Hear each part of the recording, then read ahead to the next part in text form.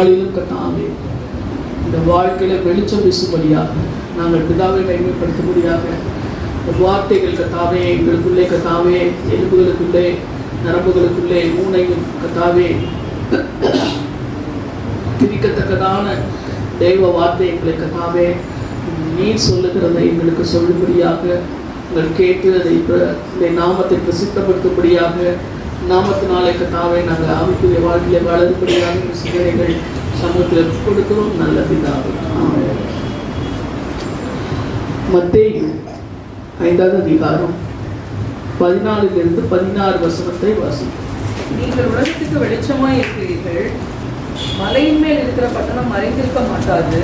விளக்கை கொளுத்தி மரக்காலால் மூடி வைக்காமல் விளக்கு தண்டின் மேல் வைப்பார்கள். அப்பொழுது அது வீட்டில் உள்ள யாவருக்கும் வெளிச்சம் கொடுக்கும். இவ்விதமாய் மனுஷர் உங்கள் நற்கிரியைகளை கண்டு பரலோகத்தில் இருக்கிற உங்கள் பிதாவை மகிமைப்படுத்தும்படி உங்கள் வெளிச்சம் அவர்கள் முன்பாக பிரகாசிக்க கடவுது. பாருங்க, மத்தேயு 5வது அதிகாரத்திலே ஆண்டவர் நம்மை பார்த்து சொல்லுகிற ஒரு வார்த்தை என்னன்னா, நீங்கள் உலகத்துக்கு வெளிச்சமாய் இருக்கிறீர்கள். உலகத்துக்கு என்னவா இருக்கிறீங்க? வெளிச்சமாய் இருக்கிறீர்கள். அவர் சொல்றாரு, நான் தான் உலகத்தின் ஒளி அப்படின்னு சொல்லுகிற தேவன். உலகத்தின் வெளிச்சம் என்று சொல்லி யார சொல்றாரு? நம்மளை பார்த்து சொல்றாரு. ஒளிக்கு வெளிச்சத்துக்கு என்னங்க வித்தியாசம்? ஒளி வெளிச்சம். அல்லேலூயா. வெளிச்சம்ன்றது ஒரு பரவக்கூடியது, ஒளின்றதும் அதுதான். நம்ம கடந்த நாட்களிலே 2 நாள் கூட்டத்தில் கேட்டோம் விளக்கு தண்டை பத்தி. பரலோகத்தில் இருக்கிற சாயலாய் வைக்கப்பட்ட அந்த விளக்குல நடுவுல இருக்கிறது விளக்கு தண்டு. அந்த விளக்கு தண்டு எத்தனை அகல்களை தாங்குதுன்னு சொல்லி நம்பர்ஸ் நம்ம பார்த்தோம். 66 அகல்களை தாண்டி. அந்த நடுவுல இருக்கிற அந்த விளக்கு தண்டு யாரு அப்படின்னு பார்த்தா தேவன். தண்டு இல்லைன்னா இந்த பக்கம் அப்படி 6 இந்த சைட்ல இருக்கும், நடுவுல ஒரு விளக்கு தண்டு இருக்கு. அந்த விளக்கு தண்டு யாரு நம்ம கேள்விப்பட்டோம்? அல்லேலூயா. அப்ப உலகத்துக்கு வெளிச்சமா இருக்கிற நம்மள இன்னொரு விஷயம் ஆண்டவர் சுட்டி காட்டுறாரு, மலையின் மேல் இருக்கிற பட்டணம். அடுத்து பாருங்க, விளக்கை கொளுத்தி மரக்காலால் மூடி வைக்காமல் விளக்கு தண்டின் மேல் வைப்பார். விளக்க கொளுத்திட்டோம், எங்க வைக்கணுமா? இந்த நாள்ல லைட் போட்டுருக்கோம். அந்த காலத்துல விளக்கு தண்டு மேல வைக்கணும். அப்ப உயரமான ஒரு இடமா இருக்கும், அது மேல வச்சாதான் என்னது, எல்லா இடமும் வெளிச்சம் வீசும். அல்லேலூயா. அப்ப லைட் கூட எங்க இருக்குது? மேலதான் இருக்குது. கீழே வச்சோம்னா கீழே மட்டும்தான் தெரியும். நல்லா பார்த்துக்கங்க, நீங்க உலகத்தோட வெளிச்சம். ஆண்டவர் சொல்றாரு, மலையின் மேல் இருக்கிற பட்டணம் மறைந்திருக்க மாட்டார். நம்மளதான் அதையும் சொல்றாரு. ஒரு மலை மேல இருக்கிற பட்டணமா நம்ம ஆண்டவர் பார்க்கிறார். அப்ப நம்ம கூட இருக்கிற மக்களும் என்ன செய்வாங்க? நம்மள மலை மேல இருக்கிற பட்டணமா தான் பார்ப்பாங்க. அந்த வெளிச்சமா தான் நம்மளை பார்ப்பாங்க. அப்ப வெளிச்சத்துல எல்லாமே என்ன செஞ்சிடும்? தெரியும். அல்லேலூயா. அப்புறம் என்ன சொல்றாங்க? விளக்கை கொளுத்தி மரக்கால் அப்படின்னா அந்த படி, அரிசி அளக்கிற அந்த படியோட ஒரு பெரிய உருவம். அதை போட்டு என்ன செய்யக்கூடாது? மூடி வைக்க கூடாது. எதை? விளக்கு. அப்ப வேதம் சொல்லுற விளக்குன்னா என்ன அப்படின்னு சொல்லி வேதம் சொல்ற விளக்கு என்னன்னா, நீதிமொழிகள் 6:23.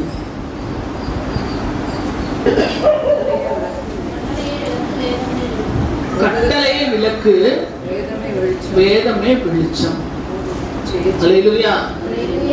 நல்லா பாருங்க, கட்டளையே விளக்கு. இப்படி இருக்கணும், இந்த ரூல்ஸ் தான் என்னது? விளக்கு. அல்லேலூயா.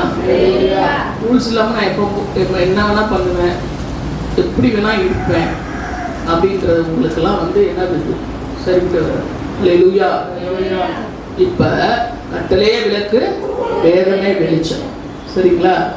அடுத்து எபேசியர் 5:8 வாசி.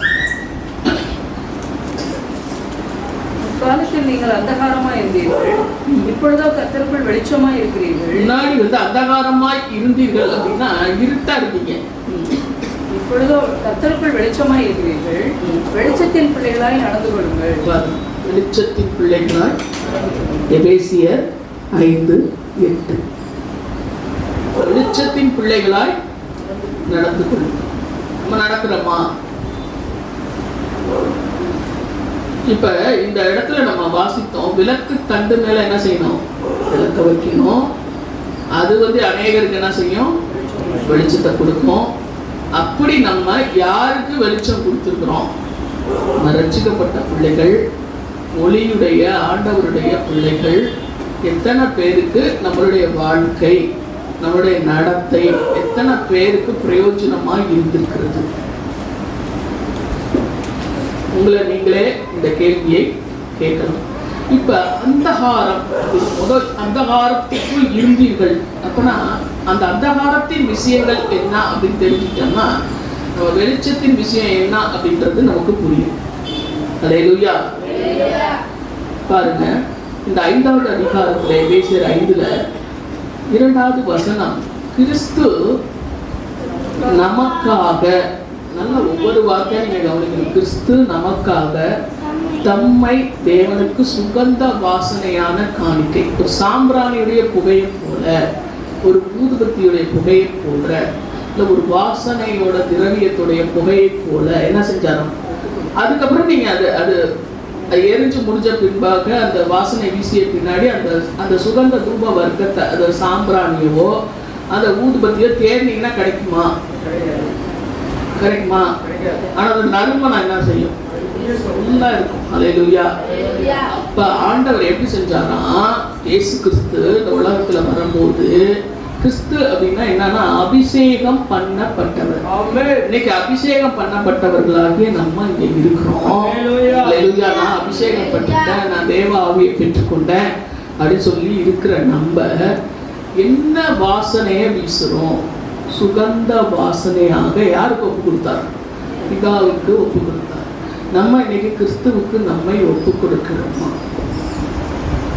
எப்படி ஒப்பு கொடுத்தாரா பாருங்க. காணிக்கையாக பலியாக ஒப்பு கொடுத்து நம்மை அன்பு நம்மளை நேசிக்கிறதுனால தன்னையாவே தார வார்த்துட்டார். அதான் அர்த்தம்.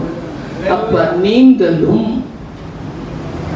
அன்பிலே நடந்து கொள்ளுங்கள். உங்களோட வெளிச்சம் எப்படி இருக்குன்னா அன்பா இருக்கணும். அல்லேலூயா. அப்ப அன்புல கட்டளை இருக்கக்கூடாது அப்படின்னு மட்டும் நீங்க நினைக்கவே கூடாது. அதனாலதான் கட்டளையே விளக்கு, வேதமே வெளிச்சம். ஆண்டவர் சொல்றாரு, யாரை நேசிக்கிறாரோ அவனதான் என்ன செய்யறாரு? திட்டுறாரு, சிச்சிக்கிறார், தண்டிக்கிறார். அல்லேலூயா. நேசிக்காத பிள்ளைங்க எப்படியோ போ, பக்கத்து பிள்ளைங்க நம்ம ஏதாவது சொல்ல முடியுமா? அப்படியே போ அப்படிங்கிற மாதிரி. அல்லேலூயா. அப்ப நான் நேசத்தை வெளிப்படுத்துறேன்னா நான் என்ன செய்யணும்? கண்டிக்கணும். அல்லேலூயா. தவறு செய்யும் போது அதுதான் உண்மையான நேசம். நிறைய பேர் அந்த இடத்துல மனம் திரும்பிடுவாங்க. சிலர் மட்டும்தான் திருந்தாம என்னமோ ஒரு 20-30 வருஷம் கழிச்சு திருந்தி அப்புறம் கண்ணீர் விட்டு அழுவும் போது அவங்களோட வாழ்க்கையெல்லாம் வீணா போயிடும். அல்லேலூயா. ஆனா அடிச்சு திருத்தி கண்டிச்சு வளர்க்கிற பிள்ளைகள் அந்த ஆசீர்வாதத்துக்குள்ள கடந்து செல்லும். அல்லேலூயா. அதனால ஆண்டவர் தாய் தகப்பன் இடத்துல ஒரு பொறுப்பை ஒப்பு கொடுத்திருக்கிறாரு. பிள்ளை தண்டிக்காமல் விடாத, பிள்ளை என்ன செய்யாது? தண்டிக்காம விடாத. அந்த தண்டனையின் பிரம்பு எதை அகற்றும்? அந்த தண்டனையோட பிரம்பு பாதாளத்தின் வாசலுக்கு அவன் போயே சேர்ந்துருவான். அல்லேலூயா. நீ அடிக்கும் போது அந்த தண்டனையின் பிரம்பு என்ன செய்யுது? அந்த பாதாளத்துக்கு இன்னைக்கு என்னவா இருக்குது? அது கசப்பா இருக்கும். திட்டம் போது என்ன செய்யும்? கோபமா இருக்கும் போது என்ன செய்யும்? கசப்பாகி இருக்கும். அல்லேலூயா. அப்படி ஆண்டவன் நடந்து கொண்டார். இதுதான் நம்மளுடைய வெளிச்சம். சரிங்களா? அன்பிலே நடந்து கொள்ளுகிற வெளிச்சம். அப்ப முற்காலத்துல ஒரு இருட்டா இருந்தோம் அப்படின்னா நம்மள்ட்ட என்னன்னா இருந்தது? வேசித்தனம், அசுத்தம், பொருளாசை அப்படின்னு பேரு கூட நம்ம பக்கம் வரக்கூடாது.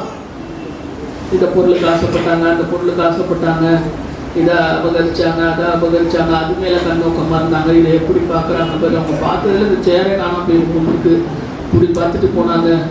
அல்லேலூயா. அல்லேலூயா. அது மாதிரி நாலுல பாருங்க, அப்படியே இது மட்டும் தான் பாவம் கிடையாது. வம்பு, சும்மா வம்புழுத்தேன் நான் எல்லாம் பண்ணிட்டு என்னது சும்மா வம்புழுத்தேன். வம்பும் புத்தியீனமான பேச்சு சும்மா விளையாட்டுக்கு சொன்னேன், நான் நினைச்சு சொல்லல. இதெல்லாம் நான் யாருக்கிட்ட பழைய காலத்துல நம்மள இதெல்லாம் இருட்டா இருக்கிற வாழ்க்கை பாருங்க. நல்லா வெளிச்சத்தின் வாழ்க்கை அல்ல, வம்ப மூடி விடுறது. அல்லேலூயா. புதினமான பேச்சு, பரியாசம், நக்கல். அல்லேலூயா. இன்னைக்கு வந்து ஜாலின்னு நினைக்கிற விஷயம் ஆண்டவருடைய பார்வைக்கு அந்த விளக்கு அதுக்கு எப்படி இருக்கு? இருட்டா இருக்கு. இந்த பரியாசம் போர் அடிக்குது, அதனால நாங்கெல்லாம் கிண்டல் அடிச்சுட்டு இருந்தோம். இது ஆண்டவருக்கு எப்படி இருக்கு? இருளா இருக்கு. ஆண்டவருடைய பிள்ளையா வந்துட்டீங்கன்னா இதெல்லாம் நீ விட்டாகணும். நீ வந்து ஒளி, அப்படி வெளிச்சத்துல நான் வந்துட்டேன், வெளிச்சத்தின் பிள்ளைகளாய் நடந்து கொள்ளுங்கள் நம்ம படிச்சோம். எபேசியர் 5:8 என்ன படிச்சோம்? வெளிச்சத்தின் பிள்ளைகளாய் வெளிச்சத்தின் பிள்ளையா நான் நடக்கணும்னா பரியாசம் என் வாழ்க்கையில இருக்கக்கூடாது, வம்பு இருக்கக்கூடாது, புத்தீனமான பேச்சு இருக்கக்கூடாது. அதுதான் எனக்கு சந்தோஷத்தை தருது அப்படின்னா நீங்க வெளிச்சத்தின் பிள்ளைகள் அல்ல. அல்லேலூயா. அது என் மனசுக்கு சந்தோஷமா இருக்கு அப்படிப்பட்ட வாழ்க்கை அப்படின்னு நினைச்சீங்கன்னா நீங்க வெளிச்சத்தின் பிள்ளைகள் அல்ல. அல்லேலூயா. அப்ப கட்டளையே விளக்கு, வேதமே வெளிச்சம்னா அந்த ஆண்டவருக்கு உள்ள நீங்க இல்லை. அல்லேலூயா. அடுத்தது பாருங்க, இதெல்லாம் தகாததான், எது தகுமா சோத்திரம் செய்தலே. அடுத்தது, விபச்சாரக்காரனாவது அசுத்தனாவது விக்கிரக ஆராதனை, அதாவது விக்கிரகத்தை முன்னாடி இது பண்ணோம், இப்ப விக்கிரக ஆராதனைக்காரனாகிய பொருளாசைக்காரனாவது. இவங்களாம் தேவனுடைய ராஜ்யமாகிய அந்த பரலோகத்துல வந்து என்ன சொல்றது? கிறிஸ்துவின் ராஜ்யத்திலே சுதந்திரம் அடைவது இல்லை. இப்ப ஒரு தகப்பனுக்கு இருக்கிற சொத்துக்களுக்கு சுதந்திரவாடி அவருடைய பிள்ளைகள். அல்லேலூயா. அப்ப ஆண்டவருக்கு இருக்கிற அந்த ஆசீர்வாதத்துல இப்படி செய்த பிள்ளைகள், இந்த இருளின் பிள்ளைகள் சுதந்திரவாளி கிடையாது. அப்ப பரலோகம் சுதந்திரமா நமக்கு இருக்குமா? நான் இந்த மாதிரி கேரக்டர்ல எல்லாம் இருக்கிறேன், இதெல்லாம் பிடிச்சிருக்கு அப்படின்னு சொல்லிட்டு இவைகளை விட்டவன் எவனோ அப்படின்னு தான் போட்டு. அல்லேலூயா. இப்படிப்பட்ட பிள்ளைகள்னால என்ன வருமா? பிள்ளைகள் பேரே அடுத்தது 6வது வசனத்துல எபேசியர் 5:6 கீழ்ப்படியாமையின் பிள்ளைகள். இந்த பிள்ளைகள் பேர் என்ன? கீழ்ப்படியாமையின் பிள்ளைகள். இவங்க மேல என்ன வருமா? தேவ கோபாக்கினை வருவதால் இப்படிப்பட்டவர்கள் மேல நரக ஆக்கினைகள் வரும். அல்லேலூயா. முடிவு மோசமா இருக்கும். இந்த காலம் இங்கே ஜாலியா வாழ்ந்துட்டு போயிடலாம், இதனுடைய முடிவு. இப்போ ஏன் மற்றவங்களாம் பொறுத்து கனி தந்து இருக்கிறாங்க அப்படின்னா வெளிச்சத்தின் பிள்ளையா இருக்கணும், கர்த்தரோட வாழணும் அப்படின்ற ஒரு ஆசைக்காக மாத்திரம் தான், வேற எதுக்கும் கிடையாது. அல்லேலூயா. அப்ப அதாவது இதெல்லாம் பண்ணிக்கலாம், நம்ம ஜாலியா இருக்கலாம், இன்னும் நம்ம பைபிள் படிச்சுக்கலாம், சர்ச்சுக்கு போகலாம், இதுவும் பண்ணிக்கலாம் அப்படின்ற அந்த வீண் வார்த்தைகளினால் என்ன செய்யக்கூடாது? மோசம் போகாதீங்கன்றாரு. இதெல்லாம ஆண்டவர் வேணான்னாரு. இதெல்லாம் சொல்றவங்க யாருன்னா வேதத்தை வாசிக்காதவங்க. அல்லேலூயா. இப்படிலாம் இருக்கக்கூடாதுன்னு ஆண்டவர் சொன்னாரா? ஆண்டவர் என்ன சொன்னாருன்னு என்னமோ எல்லாமே லிஸ்ட் போட்டு கொடுத்த மாதிரி எல்லாத்தையும் கொடுத்துருக்காரு வேதத்துல. இவர் அவர் பக்கத்திலேயே இருந்து கேட்ட மாதிரி அதிகாலையில ஆண்டவர் பாதத்துல உட்கார்றவனுக்கு தான் என்ன கிடைக்குமா? முதல் நீதிமொழிகள் 1 அதிகாரத்துல என்ன போட்டிருக்கு? நித்தம் என் வாசப்படியில நிறுத்திருந்து நெருங்கியா காத்திருந்து இருக்கிறான் பாக்கியவான். அவனுக்கு நான் தேடுறேன், அவனுக்கு நான் கிடைப்பேன் அப்படின்னு ஆண்டவர் சொன்னேன். அவனை பார்ப்போம் அப்படின்னா அப்படி இருக்கிற மாதிரி சொல்றது. சினிமா பார்க்க கூடாதுன்னு ஆண்டவர் சொன்னார். இதுல களியாட்டுக்கள் இப்படி போட்டு களியாட்டம் எல்லாம் தான். அல்லேலூயா. அவர்களுக்கு பங்காளிகளாகாதீர்கள் அப்படின்னா அப்படிப்பட்ட ஃப்ரெண்ட்ஸ் ரிலேஷன்ஷிப்பை கட் பண்ணுன்றாரு ஆண்டவர். ஒருவேளை அப்படிலாம் நான் செய்ய மாட்டேன், ஆனா அவங்க எனக்கு என்ன செய்வாங்க? ஃப்ரெண்டா இருப்பாங்க. அப்போ ஃப்ரெண்டா இருக்கும் போது அவங்க என்ன செய்வாங்க? இருளை நோக்கி உன்னைய கூப்பிடுவாங்க. இது மாதிரி நிலா இருக்குது, இது மாதிரி பார்ட்டி இருக்குது அப்படின்னு சொல்லி என்ன செய்வாங்க? உன்னை கூப்பிடுவாங்க. அல்லேலூயா. அப்போ அவர்களுக்கு என்னது? பங்காளி அப்படின்னா என்ன? ஒரு வசனத்துக்குள்ள அவ்வளோ விஷயம் இருக்கு. அல்லேலூயா. இருளை பங்கு போட்டுக்க நீ நானும் வரலாம், போலாம், வா. அதுதான் அர்த்தம். வேதத்தை அறிந்தவர்கள், வேதத்தை இருதயத்துல பதித்திருக்கிறவர்களுக்கு தெரியும் அவன் கூப்பிடும் போது எதுக்கு உன்னை கூப்பிட்டான் அப்படின்னு என்ன செய்யும். அப்படியே அடிக்கும் லைட் நம்ம. அல்லேலூயா. வசனம் அப்படியே பேசும். அல்லேலூயா. அவர்களுக்கு பங்காளியாவாத. அல்லேலூயா. இருளு ஆண்டவர் சொல்றாரு பொறுமையில இருளுக்கும் ஒளிக்கும் சம்பந்தம் ஏது? இன்னும் ஒளியும் சேராது. இங்க இருளா இருக்கு, லைட்டை போட்டோம்னா என்ன செய்யும்? இருள் போயிடும். இது இருக்கிற இதுவும் அதுவும் மிக்ஸ் பண்ணி நீ புது வழியை உருவாக்காத. அல்லேலூயா. இதே மிக்ஸ் பண்ணி என்ன செய்யாது? ஒரு வழி கிடையாது. அப்படி இதுலயே இருந்துக்கிறான் அதுலயே இருந்துக்கிறான் அப்படின்ற மாதிரி இருக்காது. இதைத்தான் ஆண்டவர் சொன்னாரு, 8 முற்காலத்தில் நீங்கள் அந்தகாரமாய். இதுதான் இருட்டான வாழ்க்கை. இப்பொழுதோ கர்த்தருக்குள் வெளிச்சமாய் இருக்கிறோம். அல்லேலூயா. அப்ப நான் வெளிச்சமா இருந்துட்டேன்னா வெளிச்சத்தின் பிள்ளையா. ஒரு போலீஸ் இருக்காரு, ஒரு அல்லேலூயா, ஒரு பொறுப்பான இடத்துல ஸ்கூல் பிரின்சிபலாக இருந்தாங்கன்னா என் பிள்ளையா நீ லட்சணமா நடந்துக்க. சில டைம்ல திட்டம் போது என்ன செய்வாங்க? ஒழுங்கா மார்க் வாங்கு, ஒழுக்கமா இரு. அது மாதிரி ஆண்டவர் சொல்றாரு, நீ என்னவா நடந்துக்க, என்னோட பிள்ளையா, வெளிச்சத்தின் பிள்ளையா. அல்லேலூயா. நான் ஒரு விளக்கு, வேதமே வெளிச்சம்னு சொல்லுதப்ப வேதத்தின் பிள்ளைகளா. கட்டளை சொல்லுங்க யாரும். கட்டளையே விளக்கு, வேதமே வெளிச்சம். அப்ப வேதம் என்ற அந்த வெளிச்சத்தின் பிள்ளைகளா நடந்து கொள்ளுங்கள். அல்லேலூயா. அல்லேலூயா. அப்படி ஆண்டவர் விரும்புகிறார். எதுக்கு இதெல்லாம் ஆண்டவர் விரும்புகிறார் அப்படின்னு சொல்றத நம்ம திரும்பவும் மத்திய 5வது அதிகாரம் 16வது வசனத்துல 15 திரும்பவும் வாசிப்போம். விளக்கை கொளுத்தி மரக்காலால் மூடி வைக்காமல். இப்படி ஃப்ரெண்டெல்லாம் கூப்பிடும் போது நம்ம என்ன சொல்றோம்? எரிகிற விளக்கு என்ன செஞ்சிடறோம்? மரக்கால் போட்டு இல்ல நான் வெளிச்சத்திற்கு இல்ல நான் கூட வரேன் அப்படின்னு சொல்லி மரக்கால் போட்டு மூடணும்னா அது என்ன ஆயிடுச்சு? ஆஃப் ஆயிடும். அல்லேலூயா. மனைவி போயிட்டு வந்துட்டு நம்ம இந்த மரக்காலை எடுத்துக்கலாம். கொஞ்ச நேரம் கிண்டல் அடிச்சுட்டு கொஞ்ச நேரம் ஜாலியா இருந்துட்டு எடுத்துப்போம். நம்ம பைபிள் படிச்சு சரி பண்ணிக்கலாம், மதிப்பு கேட்டுக்கலாம், ஆட்டம் போட்டுட்டு அப்படின்னு சொல்லிட்டு நம்ம எடுக்கும் போது அது என்ன செய்யுது? அணைந்து போயிடுது. அல்லேலூயா. அப்ப விளக்கு தட்டின் மேல் வைப்பார்கள், அது வீட்டிலுள்ள யாவருக்கும் வெளிச்சம் கொடுக்கும். வீட்டுக்குள்ள வெளிச்சம் இல்லை இன்னைக்கு அனைவருடைய வீட்டுக்குள்ள. அப்ப நீங்க வெளிச்சத்தின் பிள்ளைகளா என்ன செய்யல? நடந்து கொள்ளுங்க. அனைவரும் ரட்சிக்கப்படல என் வீட்டுக்குள்ள. இன்னும் அவங்க கீழ்படியாம இருக்காங்க அப்படின்னு நீங்க நினைக்கலாம்.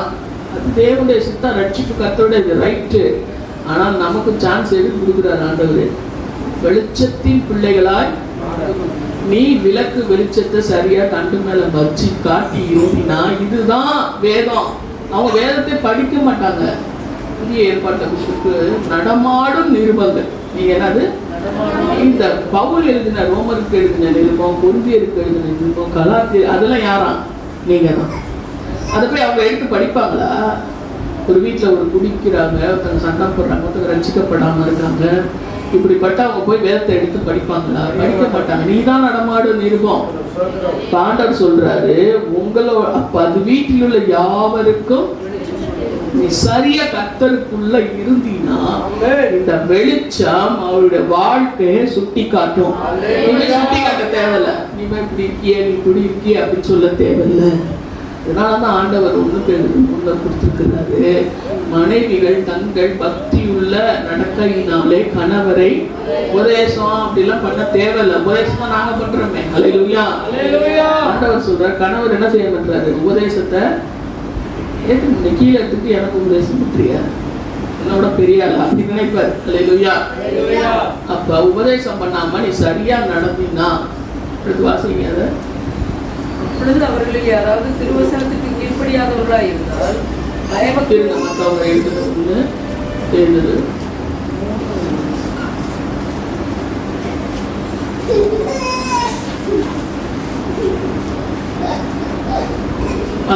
அந்தபடி மனைவிகளே உங்கள் சொந்த புருஷர்களுக்கு கீழ்ப்படிந்திருங்கள். அப்பொழுது அவர்களில் யாராவது திருவசனத்திற்கு கீழ்ப்படியாதவர்களாய் இருந்தால் பயபக்தியோடு கூடிய உங்கள் கற்புள்ள நடக்கையை அவர்கள் பார்ப்பார்கள். கீழ்படுறதுன்னா கோயிலுக்கு போகாதுன்னா உனக்கு சரி கீழ்படுத்தி நான் எடுத்துக்கிட்டேன் அப்படி கிடையாது. அல்லேலூயா.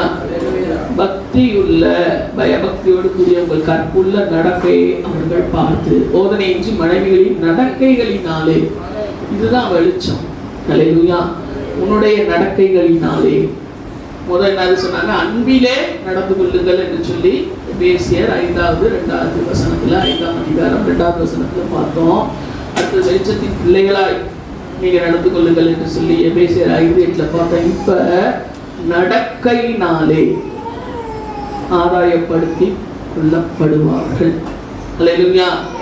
உங்களோட நடக்க ஏன் இப்படி எல்லாம் நான் இருக்கணுமோ அப்படின்னு நீங்க கேட்டீங்கன்னா, இந்த பிரகாசம் என்ன செய்து, இந்த வெளிச்சம் என்ன செய்து அப்படின்னா 16வது வருஷத்துல மத்தேயு 5:16 இவ்விதமாய் மனுஷர் உங்கள் நற்கிரியைகளை கண்டு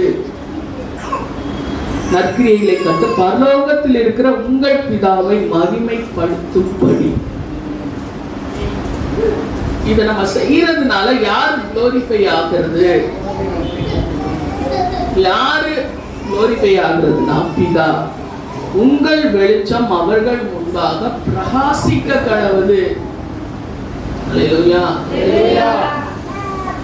அப்ப மங்கின பிரகாசம் எல்லாம் இருக்கு, அதுதான் அர்த்தம். பிரகாசம் அப்படின்னா அந்த வெளிச்சத்தை அவங்க பார்த்து பிரகாசத்தை பார்த்து சின்னதா எரியக்கூடாது, பிரைட்டா எரியும் போது அல்லேலூயா அந்த நற்கிரியைகளை பார்த்து யாரை மகிமைப்படுத்துவாங்க? நீங்க நல்லவங்க, அப்படி அல்ல, தேவனை மகிமைப்படுத்தத்தக்கதாக இந்த நற்கிரியைகள் உங்களுக்கு இருக்க வேண்டும்.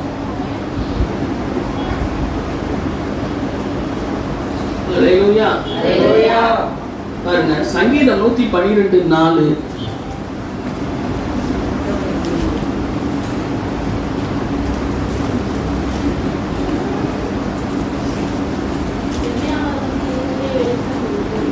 செம்மையானவர்களுக்கு இருளிலே வெளிச்சம் உதிக்கும். செம்மையானவர்களுக்கு இருளிலே வெளிச்சம். நல்லவங்களா இருந்தோம்னா வாழ்க்கையில இருளின் காரியங்களை, பிசாசு பல வேலைகளை நம்ம சோர்ந்து போகிற சூழ்நிலைகள் அனுபவங்கள் கொண்டு வந்தா கூட செம்மையானவர்களுக்கு என்ன வருமா? வெளிச்சம் உதிக்கும். அல்லேலூயா. அப்புறம் நீதிமொழிகள் 13வது அதிகாரம் 9வது வசனம். நீதிமொழிகளின் வெளிச்சம் சந்தோஷிப்பிக்கும். பாருங்க, நம்மளுடைய வெளிச்சம், அந்த நற்கிரியைகள் நம்ம செய்யும் போது சந்தோஷம் உண்டாகும். அல்லேலூயா. இங்க சுகந்த வாசனையாக, காணிக்கையாக, பலியாக ஆண்டவர் தன்னையே, அந்த ஊதுபத்தியை தேடினாவோ அந்த அந்த சாம்பிராணியை தேடினாவோ அது இருப்பதில்லை. ஆனா அதனுடைய வாசனை என்ன செய்யுது? எல்லா இடத்துலையும் பரிமளிக்கும். அல்லேலூயா. அது போல நான் அந்த இடத்துல இருக்காம பிதா மகிமைப்படும்படியாக. அல்லேலூயா. அடுத்தது 119 130 வசனம். சங்கீதம் 119. உம்முடைய வசனத்தின் பிரசித்தம் வெளிச்சம் தந்து வேதங்களை உணர்வுள்ளவர்கள் ஆகும். பாருங்க, வசனத்தின் பிரசித்தம் வெளிச்சம் தந்து வேதைகளை உணர்வுள்ளவர்களா. இந்த வெளிச்சம் என்ன செய்யுமா? ரொம்ப படிக்க தெரியல, ஒரு விவரமா இல்லை அப்படின்றவங்கள கூட என்ன செய்யுமா? உணர்வுள்ளவர்களாய் மாற்றும். நினைக்கிறோம் இதெல்லாம் உணர்வே இருக்காது, இதெல்லாம் அறிவே இருக்காது, இல்லை எப்ப திருந்தது அப்படின்னு நினைக்காம அந்த பேரைகள் உணர்வடைகிறது. இது வசனத்தின் பிரசித்தம். விளக்கு, கட்டளை, விளக்கு, வேதம், வெளிச்சம். இந்த விளக்கும் வெளிச்சமும் கட்டளை என்ன செய்யும்? ஒன்னா இருக்கு. அல்லேலூயா. இதுக்குள்ள நம்ம இருந்தாதான் என்ன செய்ய முடியும்? பிரகாசத்தை நம்மளால தர முடியும். பாருங்க, அப்படி தர முடியாத இருளான சூழ்நிலை பிசாசு நம்ம கொடுத்தா கூட நம்ம வாசித்தோம், செம்மையானவர்களுக்கு இருளிலே வெளிச்சம் உதிக்கும். அல்லேலூயா. சங்கீதம் 36:9.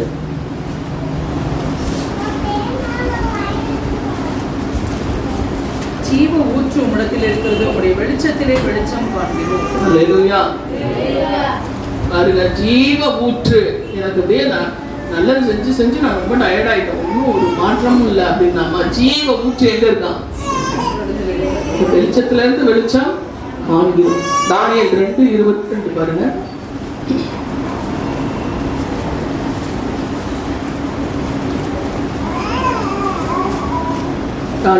ஆழமும் மறைபொருளுமானதை வெளிப்படுத்துகிறவர், இருளில் இருக்கிறதை அவர் அறிவார், வெளிச்சம் அவரிடத்தில் தங்கும். வெளிச்சம் தான் யார்கிட்ட தங்கும்?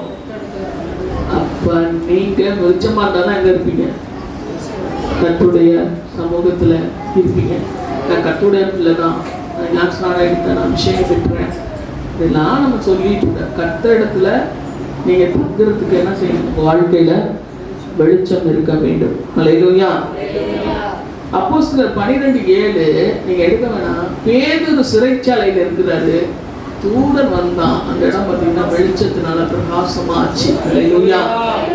வெளிச்சம் தூதன் வந்தோட என்ன செய்யுது? வெளிச்சம் பிரகாசம். அல்லேலூயா. அல்லேலூயா.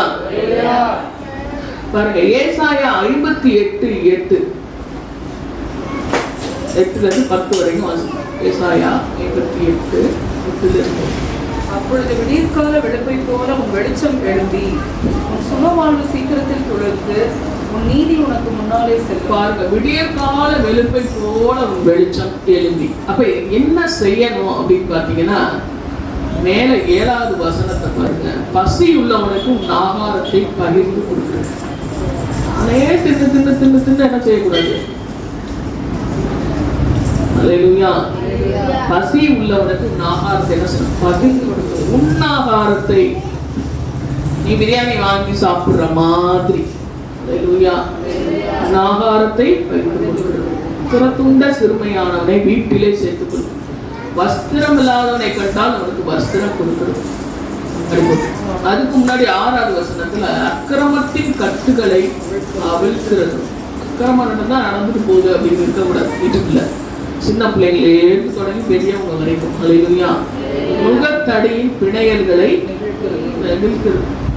பிசாசோடைய கட்டுல இருக்கிறாங்க, கடன் கட்டுல இருக்கிறாங்க, பாவ பாரத்துல இருக்கிறாங்க. நம்மளால என்ன செய்யணும்? அவங்களுக்கு உபவாசம் பண்ணலாம், அவங்களுக்கு ஆறுதலாக பேசலாம். அல்லேலூயா. நம்மளால என்ன முடியுதோ, அல்லேலூயா, அப்படின்னு சொன்னா எதுவுமே முடியாதுன்னு சொல்லிட்டு லீஸ்டா இருக்கிறத எடுத்துக்கூடாது. அல்லேலூயா. என்ன முடியுதோன்னா என்ன தெரியுமா? மேக்சிமம் உங்களால என்ன முடியுது? அல்லேலூயா. அதுதான் மினிமம் உங்களால என்ன முடியுது? குறைவா சோறு கொடுப்போம் சொன்னாங்க சிஸ்டர் சங்கத்துல, இன்னைக்கு அதுக்கு எப்படியாவது ஃபீல் பண்ணிக்கணும் அப்படின்னு அல்ல. அல்லேலூயா. சகல நுகத்தடிகளை உடைத்து போடுது. இப்படிப்பட்ட அபிஷேகம் உங்களுக்கு எதுக்கு கொடுக்கப்பட்டிருக்கு? ஏன் உங்களுடைய வாழ்க்கையில விடியற் கால வெளுப்பை போல ஒரு வெளிச்சம் எழும்பணும்? அல்லேலூயா. ஏன் வாழ்க்கையில வெளிச்சம் இல்லை அப்படின்னா இதெல்லாம் நீங்க செய்யல. இந்த நற்கிரியைகளை செய்யும் போது ஏன் செய்யறாங்க அப்படின்னு யோசனை வரும். அப்ப நம்ம எதையாவது ஒன்று கொடுத்து உங்கள் துக்கம் சந்தோஷமாய் மாறும். நீங்க ஆண்டவரை நோக்கி விண்ணப்பம் பண்ணுங்க, கண்டிப்பா நானும் உங்களுக்கு விண்ணப்பம் பண்றேன், உங்களோட வாழ்க்கை மாறும் சொல்லி எதையாவது நம்ம கொடுத்துட்டு கொடுக்காம சொன்னா யாருமே என்ன செய்ய மாட்டாங்க, கேட்க மாட்டாங்க. இல்லையா? ஆத்துமாக்களை ஆதாயப்படுத்துகிறோம் என்னவா? ஞானம் உள்ளவர். இல்லையா? ஆத்துமாக்களை ஆதாயப்படுத்துகிறவர்கள் சுடர்களை போல என்ன செய்வாங்க? பிரகாசமாய் இருப்பார்கள். இல்லையா? வானத்துல சுடர்கள் எப்படி நட்சத்திரங்கள்லாம் ஜொலிக்குதோ அந்த மாதிரி என்ன செய்யுது? நட்சத்திரங்களை பார்க்க எல்லாருக்கும் ஆசை. இல்லையா? அப்ப அது போல நம்மளை பார்த்தா என்ன செய்யுது? ஒரு சந்தோஷம் வரும். அல்லேலூயா. ஆத்துமாக்களை ஆதாயப்படுத்துகிறவர்களுக்கு தான் இது அந்த பரலோக கழிவு கர்த்தர் பாப்பார். அல்லேலூயா. அப்ப அவன் சுகவாழ்வு சீக்கிரத்தில் துளிர்க்க, வாழ்க்கை இன்னும் துளிர்க்கல, இன்னும் சபைக்கு போனா 10 வருஷம் ஆச்சு, 20 வருஷம் ஆச்சு, நிறைய மாறல அப்படின்னா அவன் சுகவாழ்வு துளிர்க்குமா? துளிர்க்குன்னா என்னது? கடன் வளரல. துளிர்ப்பே எங்க தொடங்குது? இவ்வளவு விலை நீ பார்த்தாதான் கிடைக்குது. அல்லேலூயா. அல்லேலூயா. நீதி உனக்கு முன்னாடி. அப்புறம் பாருங்க, நீ கூப்பிடுவாய் 9ல ஆண்டவர் என்ன செய்வாரு? அறிவுத்திர கொடுப்பார். நான் இருக்கிறேன்னு சொல்லுவார். உன் மேல ஒரு நுகத்தடி இருக்கும். நீ அடுத்தவங்க நுகத்தடியெல்லாம் இது பண்ணிட்ட, உன் மேல ஒரு நுகத்தடி அடிமைத்தனம். அல்லேலூயா. விரல் நீட்டுதல், இவற்றொல்னா எப்ப பாரு என்ன நல்லது செஞ்சாலும் ஒரு கெட்டது. இதெல்லாம் ஆண்டவர் எப்ப அகற்றுவார்? உன் நடுவில் இருந்து அகற்றுவார். எப்ப? இதெல்லாம் நீ செஞ்சினா தான், உன்னோட பிரிச்சு கொடுத்தீங்கன்னா தான். கொஞ்சம் நினைச்சுப்பாரு. உங்களுக்கு பிடித்தமான சாப்பாடு அல்லேலூயா. அதை பிரிச்சு எப்படி கொடுக்க முடியும்? வீட்டில் இருக்கவங்களுக்கு பிரிச்சு கொடுக்க மனசு வராது. அல்லேலூயா. இதை யாருக்கு கொடுக்கணுமா? பசி உள்ளவங்க. அல்லேலூயா. திருப்பி 10 பாருங்க, பசி உள்ளவனுக்கு உன் ஆத்துமாவை சாய்த்து. அப்ப நிறைய பேர் பசியோட இருக்காங்க. அல்லேலூயா. சாய்த்து சிறுமைப்பட்ட ஆத்துமாவை. வந்து அது வேற, அந்த பசி. இப்ப என்னது? ஆத்மா பசி. ரொம்ப கவலை, கஷ்டம் எல்லாமே இருக்கும். அவங்க வீட்டுல காரு பங்களா எல்லாம் இருக்கு. ஆனா மனசெல்லாம் என்னது? ஆத்மா பசி. அல்லேலூயா. பல வித கவலைகள், சாபங்கள், ரோகங்கள், மாற்ற முடியாத சூழ்நிலைகளுக்கு தவிக்கிற அந்த உள்ளங்களுக்கு சிறுமைப்பட்ட ஆத்மா. அது பேர் என்ன? ஆத்மா பேர் என்ன? சிறுமைப்பட்ட ஆத்மா. ஆண்டவரோட பார்வையில ஏழை பணக்காரன் முக்கியம் கிடையாது. கர்த்தர் உள்ள இருந்து வெளிச்சமா அவன் இருந்தா அவன் நல்ல ஒரு செழிப்பான ஆத்மா. பாருங்களேன், நீங்க இதுல 11வது வசனத்து வரைக்கும் வருது. ஆத்மாவோட திருப்தியை பத்தி வருது. ஏழை பணக்காரன் அது முக்கியம் கிடையாது.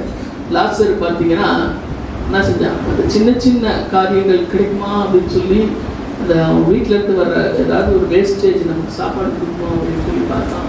அவன் நல்லா சாப்பிட்டான். அல்லேலூயா. பணக்காரன். ஆனால் இவன் தான் போய் ஆபிரகாமின் மடியில இருக்கிறான். ஏழையா இருந்த கூட விசுவாசத்தை என்ன செய்திருக்கிறான்? காத்திருக்கிறான். அல்லேலூயா.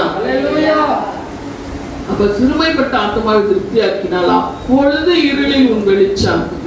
ஒரு வேளை நான் இன்னும் இருள இருக்கேன் அப்படின்னா இதெல்லாம் செய்யுங்க. உன் வெளிச்சம் உதித்து உன் அந்தகாரம் மதியானத்தை போடலாம். மதியான வெளிச்சம் அப்படி இருக்கு. இருளா இருக்கிற உன் வாழ்க்கை எப்ப பிரகாசிக்குமா? நீ சுவிசேஷம் சொன்னா. அல்லேலூயா. நீ ஆத்மாக்களை ஆதாயப்படுத்தினால். அல்லேலூயா. முதல் வெளிச்சம் என்ன செய்யுமா? எலும்பும் அப்படின்னு போட்டுச்சு. உன் வெளிச்சம் என்ன செய்யுமா? உதித்து. எலும்புறது உதித்தது எல்லாமே என்னது? ஒண்ணு அவனுடைய சரீரத்தின் தேவைகளை, உணவு, உடைய நீ கொடுக்கணும். ரெண்டாவது அடுத்த முடிஞ்ச பிறகு அவனோட ஆத்மாவை நீ சரீரத்துக்கு தேவையை கொடுக்கும் போது ஒன்ன பத்தி சொல்ற விரல் நீட்டுதல். பேசுவார் இப்படி இந்த நிபச் சொற்கள். அல்லேலூயா. அல்லேலூயா. இதெல்லாம் என்ன செய்வார்? ஆண்டவர் முன்னாடி வந்து அகற்றுவார். பாருங்க, எவர்களால் விதிக்கப்பட்டேனோ அவர்களால் மதிக்கும். அப்ப அது நடக்கணும் அப்படின்னா என்ன செய்யணும்? இதை நம்ம செய்யணும். அல்லேலூயா.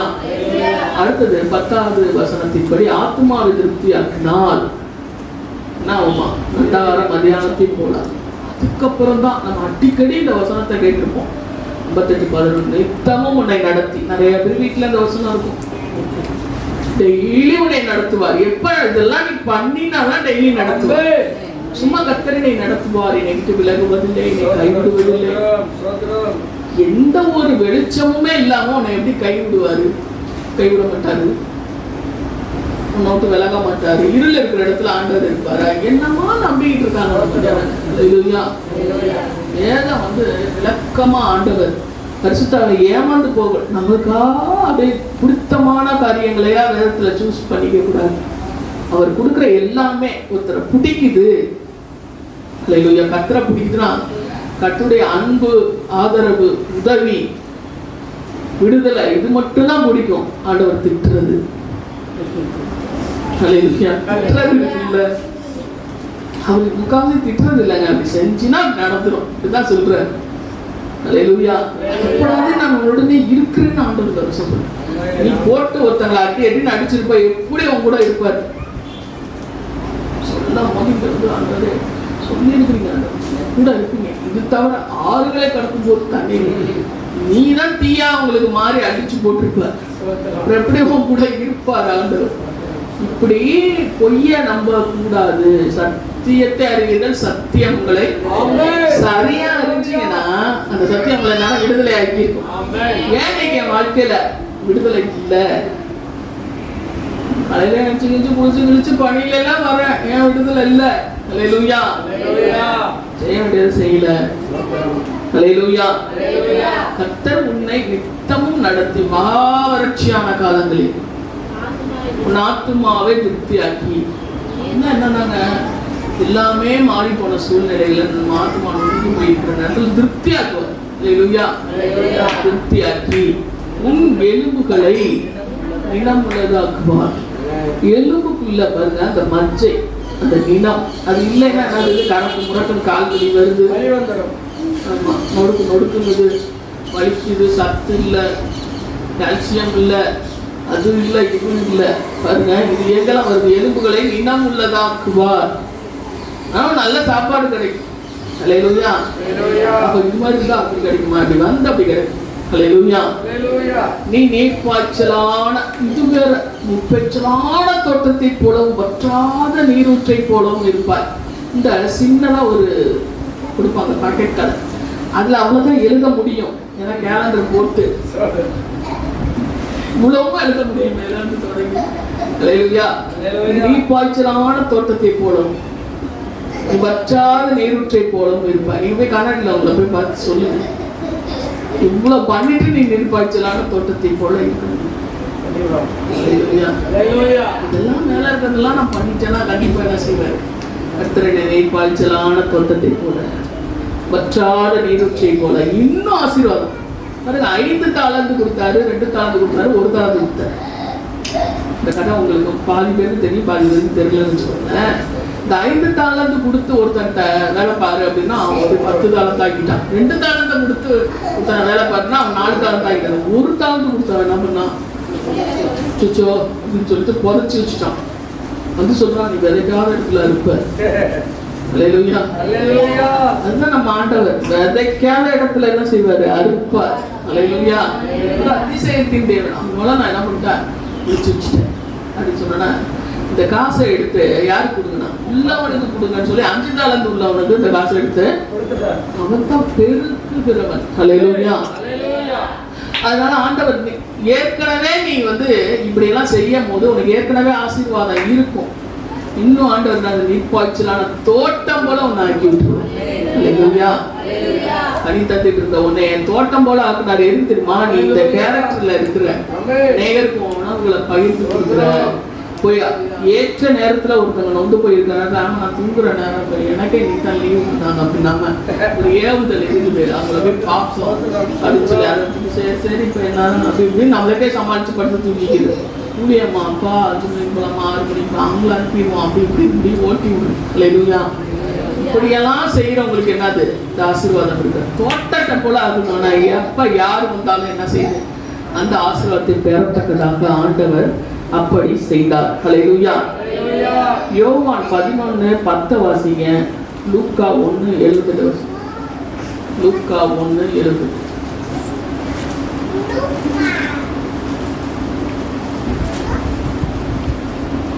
ஒருவன் இரவிலே நடந்தால் தன்னிடத்தில் வெளிச்சம் இல்லாதபடியினால் இடறுவான்.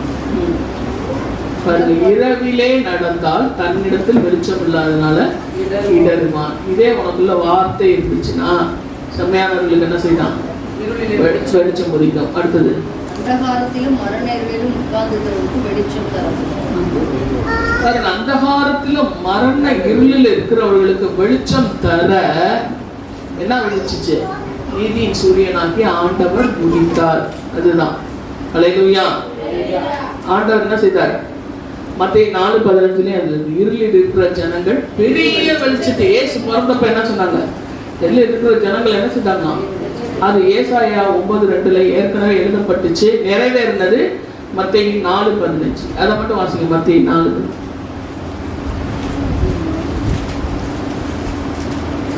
இருளில் இருக்கும் ஜனங்கள் பெரிய வெளிச்சத்தை கண்டார்கள். மரண இருளின் திசையில் இருக்கிறவர்களுக்கு வெளிச்சம். பெரிய வெளிச்சம் யாரு? வெளிச்சம் யாரு? அதனால சின்ன வெளிச்சம் இல்ல, பிரகாசிக்கிற ஒரு வெளிச்சமா நம்ம இருக்க வேண்டும். அல்லேலூயா. சூழ்நிலைகள் எப்படியா இருந்தாலும் நம்ம இப்படிப்பட்ட நற்கிரியைகள் செய்யும் போது நம்முடைய வெளிச்சம் என்ன செய்யும்? உதிக்கும், எழும்பும் என்று சொல்லி நம்ம ஏசாயா 8:8 பார்த்தோம். வெளிப்படுத்தின விசேஷம் 1:19 1:13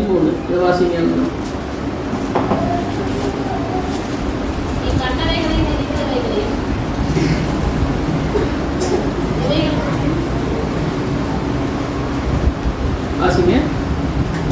கண்டவைகளில் இருக்கிறவைகள் இவைகள் பின்பு சம்பவிக்க போதும் எழுது. 1:19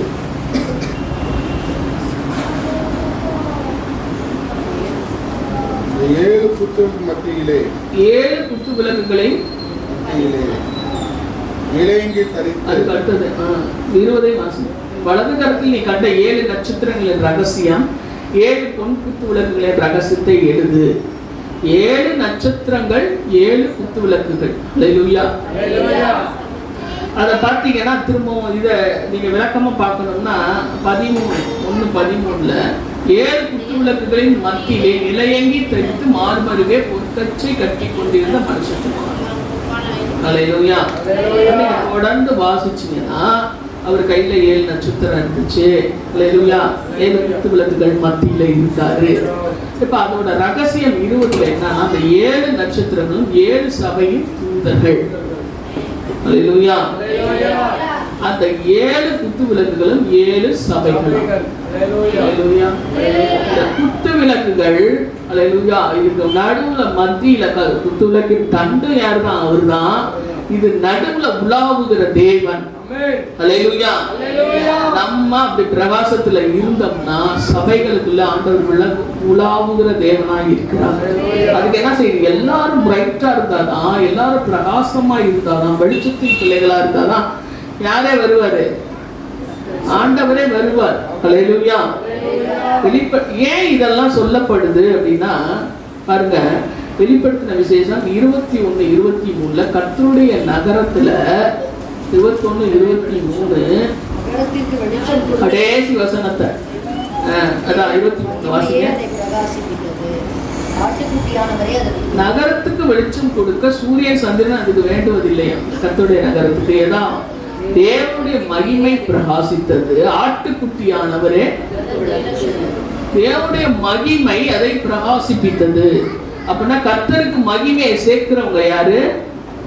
நம்ம நற்கிரியைகளை செய்ய செய்யதான் என்னது? கர்த்தருக்கு மகிமை சேருது. அவர் தான் என்ன செய்யுது? அந்த விளக்கு. அப்புறம் 22:5 அங்கே விளக்கு சூரியனுடைய வெளிச்சமும் அவர்களுக்கு வேண்டுவதில்லை. தேவனாகிய கர்த்தர் அவர்கள் மேல் பிரகாசிப்பார். பாருங்க, தேவனாகிய கர்த்தரே பிரகாசிப்பார். அல்லேலூயா. கர்த்தருடைய நகரத்துல நம்ம வாழ வேண்டும், இருக்க வேண்டும்னா நமக்கு என்ன செய்யணும்? வெளிச்சத்தின் பிள்ளைகளாக நம்ம இருக்க வேண்டும். அப்ப நற்கிரியைகள் ஆண்டவர் முதலாவது ஆதாம் ஏவாளை உருவாக்கும் பொழுது என்ன செஞ்சாரு? பொம்மை மாதிரி மண்ணுல செஞ்சு நாசின் சுவாசத்துல ஊதிட்டார். அல்லேலூயா. அப்ப என்ன செய்யுது? ஜீவன் வந்தது. அல்லேலூயா. அப்புறம் இயேசு மரணத்துல இருக்கு போயிட்டு அப்புறம் ஜீவன்ல உயிர்ப்பிக்கப்பட்டார் 3 நாள் கழிச்சு. ஏன் மரணத்தை ஏற்றுக்கொண்டார்னா மனிதன் பாவம் செய்யும் போது என்ன செய்யுது? ஆத்மா மரணம். ஆத்மாவை பத்தி இவ்வளவு நேரம் பேசணும். ஆத்மாவோட சிறுமைப்பட்டத்தனம், ஆத்மாவோட திருப்தி பத்தி பேசணும். அல்லேலூயா. ஆத்மாவே செத்து போச்சு. அதாவது உள்ளான மனிதன் பரலோகத்தோட ஆண்டவரோடு இருக்கிற மனிதன். இந்த மண்ணால செஞ்ச பொம்மை என்ன செய்யுது? மண் இருக்கிற அந்த சரீரம், ஆவி ஆத்மா சரீரம் என்ன செய்யுது? இந்த உலகத்திலேயே கண்டு உழுந்துருது. இப்ப இந்த ஆத்மா தான் என்ன செய்ய போகுது? தேவனோட வாழ போகுது. அல்லேலூயா. இப்ப இந்த ஆத்மாவை பாவம் என்ன செய்யுது? மரணமா மாத்திடுச்சு. அல்லேலூயா. பாவம் செய்யற ஆத்மா சொல்லுங்க, பாவம் செய்யற ஆத்மா சாகும். அல்லேலூயா. பாவம் செஞ்சுட்டா என்ன செய்யுது? ஆத்மா மனது உள்ளான மனிதன் செத்து போவான். அவனை உயிர்ப்பிக்கும்படியாக தான் ஆண்டவர் என்ன செஞ்சாரு? மரணமேற்று ஜீவன் பெற்று திருப்பி 2வது ரட்சிக்கப்பட்டு நம்ம இன்னைக்கு உட்கார்ந்து இருக்கிறது உணர்த்துறதுக்காக தான் ஆண்டவர் என்ன செய்தாரு? சிலுவையில ஏறி அதுக்கப்புறம் உயிர் தெழுத்தார். அல்லேலூயா. முதல் மரணம். அல்லேலூயா. நம்ம சாதாரணமா இறக்குறது அது ஒரு பெரிய டாபிக். முதல் பிறப்பு எங்க இருந்துச்சு? ஆதாம்கிட்ட பிறந்துச்சு. அல்லேலூயா. 2வது பிறப்பு எங்க பிறந்துச்சுங்க தெரியுமா? கிரயத்துக்கு கொல்லப்பட்டீர்கள். சொல்லுங்க. மனுஷருக்கு அடிமைகளாக எங்க இருக்குது? 1 கொரிந்தியர் 7வது அதிகாரம் 23வது வசனம். நீ ஒரு அடகு வைத்த நகைய எப்படி பணம் கொடுத்து மீட்டுட்டோம்னா அப்புறம் அவங்களுக்கு சொந்தமா? அது கிடையாது. நம்மளதுதான். ஆனா அடகு போயிடுச்சு. அதுக்கப்புறம் நம்ம பணத்தை கொடுத்து மீட்கும் பொழுது அது யாருது? அவர் சொந்தம் கொண்டாட முடியுமா? இந்த சீட்டு கிட்ட எல்லாம் நம்மள்ட்ட கொடுத்துருவாரு. அந்த பாத்திரம் எழுதினாரு அது. அல்லேலூயா. அப்ப கிரயத்துக்கு கொள்ள தேவனுடைய ரத்தத்தை கொடுத்து என்ன செய்தார்? நம்மளை வாங்கினார். அதுதான் நம்மளுடைய ரட்சிப்பு. நல்லா புரிஞ்சுக்கோங்க, சும்மா கிடையாது. அல்லேலூயா. அல்லேலூயா. ரத்தம் சிந்தி ஒரு குழந்தையை பெற்றெடுத்து அந்த குழந்தைக்கு எவ்வளவு காசு செலவு பண்றோம். அல்லேலூயா. ரத்தம், வேர்வை, தூக்கம், கண்ணு முடிக்கிறது, அல்லேலூயா, தூக்கி வச்சுக்கிறது, எங்க போனாலும் தூக்கிட்டு அலைகிறது, அப்புறம் வாழ்ந்த பிறகு எந்த நேரமும் சோறாக்கி போடுறது. அல்லேலூயா. ஏன்? அல்லேலூயா. அல்லேலூயா. நம்மளுடைய ரத்தம். அல்லேலூயா. அது ரத்தத்தை கொடுத்து என்ன பண்ணாராம்? அப்ப அவருக்கு அந்த உரிமை என்ன செய்யுது? இருக்குது. நான் என் இஷ்டம் போல ஞானஸ்நானம் வாங்கினாங்க, அது சரியா கவனிக்க வேண்டும். போகிறவங்களை கவனிக்கணும். கிரயத்துக்கு என்ன செய்தாரு? ஞானஸ்நானத்துல வாங்கிச்சார். அதை ஏற்றுக்கொண்டவர்கள் தான் என்ன செய்யறாங்க? அப்ப 6:20 கொஞ்சம் 6 கிரயத்துக்கு கொல்லப்படுவீங்களே. கிரயத்துக்கு கொல்லப்பட்டவங்க எதுக்கு அடிமைப்படக்கூடாது? மனுஷனுக்கு அடிமைப்படக்கூடாது. அப்ப மனுஷனுடைய காரியங்கள் தேவனுக்கு விரோதமா நிறைய டைம் இருக்குன்னு அர்த்தம். அப்ப ஆகையால் தேவனுக்கு உடையவைகள் ஆகிய எதெல்லாம் ஆண்டவர் கிரயத்துக்கு வாங்கினாரு பாருங்க. உங்கள் சரீரம், அதுதான் ஆணுடைய ட்ரெஸ் பெண் போடக்கூடாது, பெண் போடுறதெல்லாம் எழுதப்பட்டது. சரீரத்தை என்ன செய்தாரு? வாங்கிட்டார். அல்லேலூயா. அப்புறம் டாட்டூ, அல்லேலூயா, அதெல்லாம் இருக்குது. சரீரத்துல எழுதக்கூடாது. அல்லேலூயா. தேவனுக்கு உடையவைகள் ஆகிய உங்கள் சரீரத்தினால் உங்கள் ஆவியினால் தேவனை மகிமைப்படுத்துங்க. நம்மளுடைய உடை, நடை, அல்லேலூயா, நம்முடைய அலங்கரிப்பு, இதெல்லாம் யாரை மகிமைப்படுத்தணும்? அல்லேலூயா.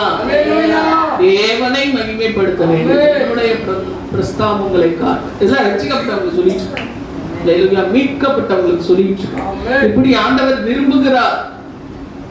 அல்லேலூயா.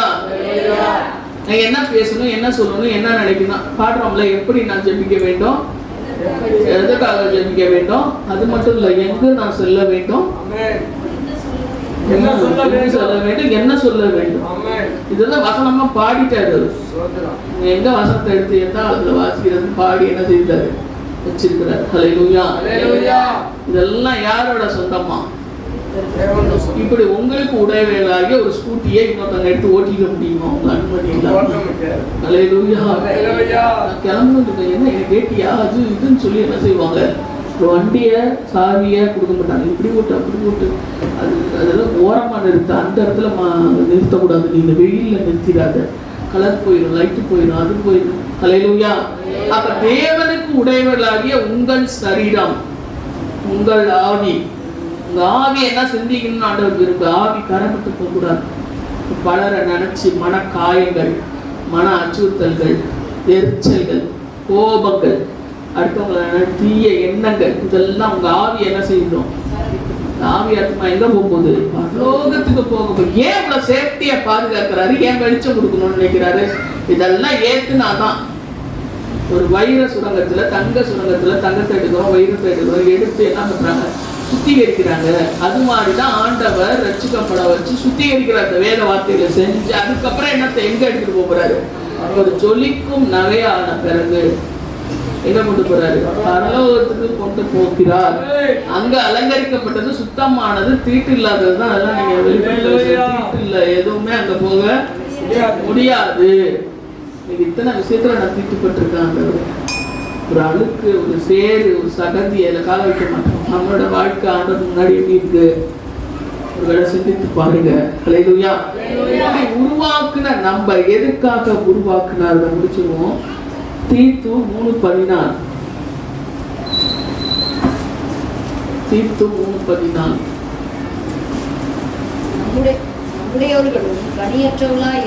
நம்முடையவர்கள்னா யாரு? ரட்சிக்கப்பட்டவங்கலாம். குறைவுகளை நீக்குகிறது, கனியற்றவர்களாய் இராதபடி குறைவுகளை நீக்குகிறதுக்கு ஏதுவாக ஆமா நற்கிரிகளை செய்ய பழகட்டும். அல்லேலூயா. நம்மள்ட்ட குறை இருக்கு அப்படின்னா என்ன செய்யணும்? நம்ம கூட பார்த்தோம், பசியில் அது கொடுக்கணும். கொடுக்கறதுலே எல்லாமே சரியா போயிடும். அல்லேலூயா. கொடுக்கும் போதே என்ன செஞ்சிடும்? சரியா போயிடும். நான் கர்த்தருக்கு மட்டும் தான் கொடுப்பேன், யாருக்கும் கொடுக்க மாட்டேன். அதுக்கே நிறைய போயிடுதுப்பா. ஹல்லேலூயா. இப்படி எல்லாம் என்ன செய்யக்கூடாது, இருக்கக்கூடாது. ஹல்லேலூயா. பத்த இறக்க வரணும். ஹல்லேலூயா. ஹல்லேலூயா. 2:14 வாசிக்க அப்படியே தீத்துல. எதுக்காக நம்மை திரும்பவும் ரட்சித்தார்? சகல அக்கிரமங்களினின்று மீட்டுக்கொண்டு தமக்குரிய சொந்த ஜனங்களாகவும். எதுக்கு சகல அக்கிரமங்களினின்று மீட்டு கொண்டார்? நீ அப்படியே அழுக்காவே இருக்கிறேன், ஏன் என்னோட ரத்தத்தை கொடுத்து நான் மீட்கணும் அப்படின்லாம் இல்லாம இதான் சொன்னப்ப அடிமை ரூபம் தான் நீ எடுக்கணும். ஹல்லேலூயா. மாட்டு தொட்டில தான் பிறக்கணும் அப்படிலாம் ஆண்டவர் அனுப்பும் போது சரி ஓகேன்னு ஏற்றுக்கிட்டு எதுக்கு வந்தார்? தமக்குரிய சொந்த ஜனங்களாய் மாற்றிக்கொள்வதுக்கு வந்தாருன்னு தான் நமக்கு எல்லாருக்கும் தெரியும். அவர் பிள்ளைங்களா ஆயிட்டோம் நம்ம நினைக்கிறோம்.